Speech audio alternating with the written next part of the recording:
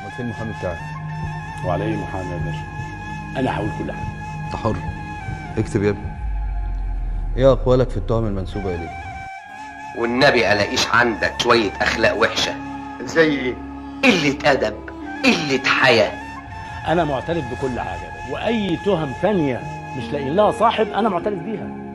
انا سعادتك اكتب يا ابني، انا سعادتك معترف بان انا مسؤول عن حوادث القطوره.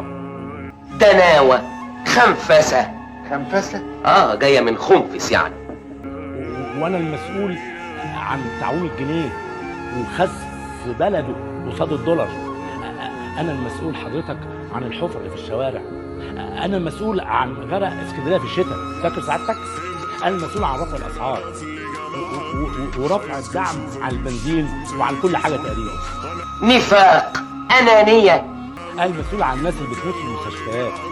انا المسؤول حضرتك عن المناصب اللي متوزعه على اللواءات والاستثناءات والاستشارات والعمولات والاجراميات والشرابات والكميلات وابوك الساق الله يرحمه مات البقاء لله يا باشا. شوف يا ابني، شجاعة من غير مروءة ما تنفعش، تبقى شر.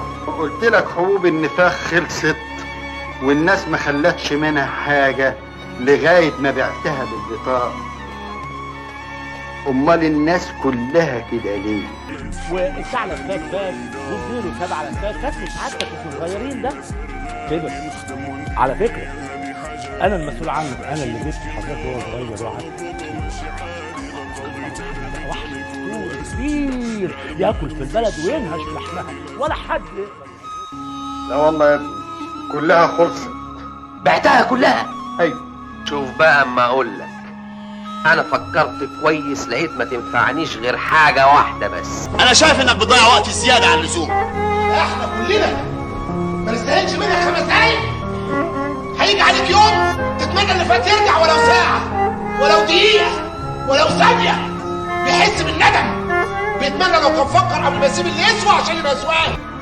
ملونة، عنابي، وهوب كل ده الضربة فوق دماغك.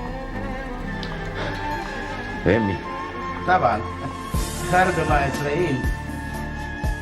كل حاجة راحت، كل حاجة راحت يا جدع. مبقاش فاضي. البيت، الفلوكة والفلوس، حتى حبيبتك العيني تلفت نظرها في لحظة، لمحة عين يا جدع. وفوق كل ده تسيب بلدك كمان.